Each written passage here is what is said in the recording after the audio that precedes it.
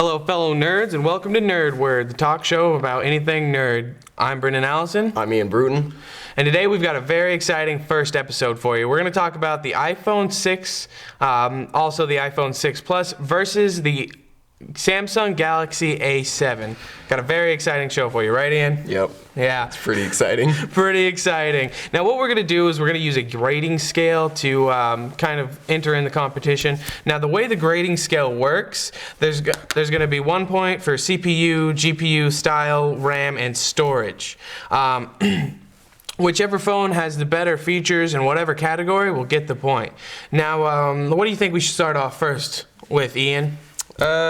Let's talk about the CPU, GPU. Okay. Well, with the iPhone 6, it has a dual-core 1.4 gigahertz central processing unit.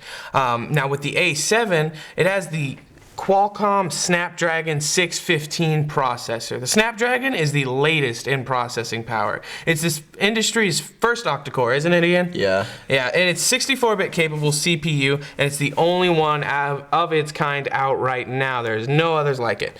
Now, I know I just talked this up all big and bad, but the octa-core isn't as mind-boggling, a miracle of science as I've made it sound. It's actually something people have been thinking about doing for a long time. My guess is that industries were just sucking the money out of quad-cores while they still could before they decided to upgrade, create a new big fad.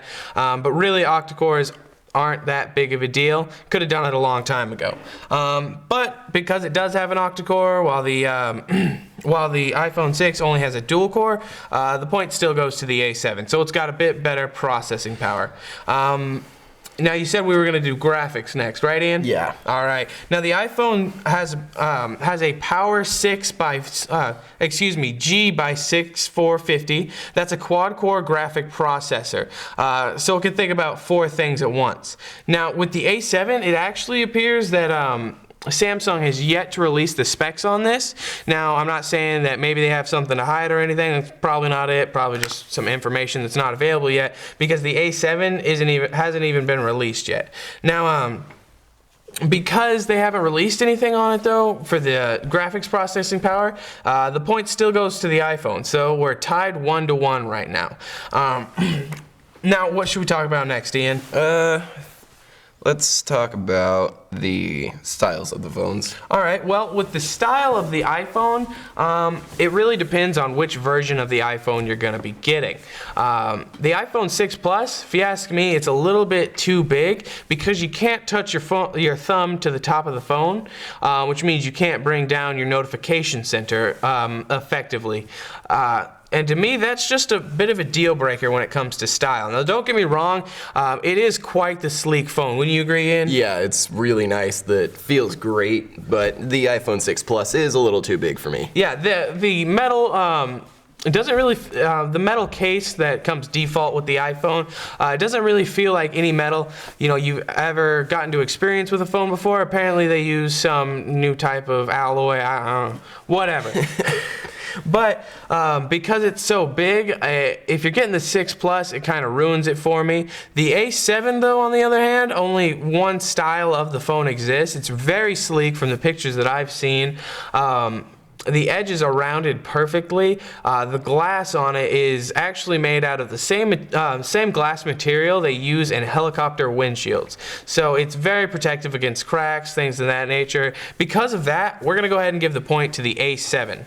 Now, let's see. We've talked about CPU, GPU, style. Let's go ahead and talk about RAM. Now, with RAM, the iPhone has 1 gigabyte. That's 1 gigabyte of RAM storage. Now, the A7 has 1.8 gigabytes. Not much of a difference. However, because there is still that difference, point goes to the A7.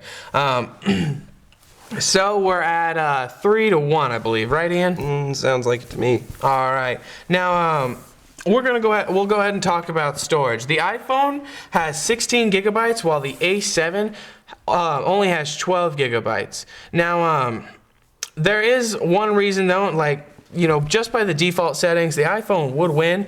On the other hand, though, you have to realize the A7 has an additional slot for storage. Yeah, the iPhone 6 has the cloud storage, but no slot for an additional SD card that you can go out and buy. Yeah, with cloud, let's face it, nobody really understands the cloud. Nobody.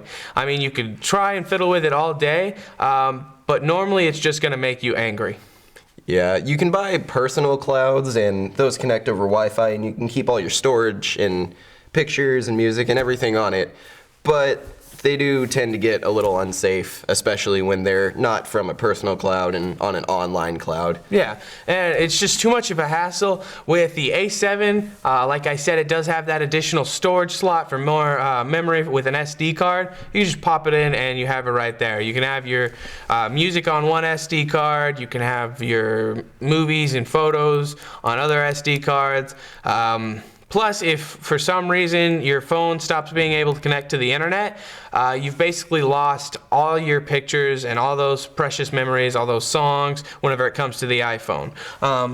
That is, until you get another iPhone and are able to connect back to the cloud. With the A7, you just have your SD card. As long as you're careful with an SD card, you don't have to be too careful. As long as you don't sit on it or just dunk it in a glass of water, you should be fine. Therefore, the point goes to the A7 whenever it comes to storage. There's also no hassle to monthly, yearly fees for extra storage. Mm-hmm. You can just go out and buy another one. Mm-hmm. That is true.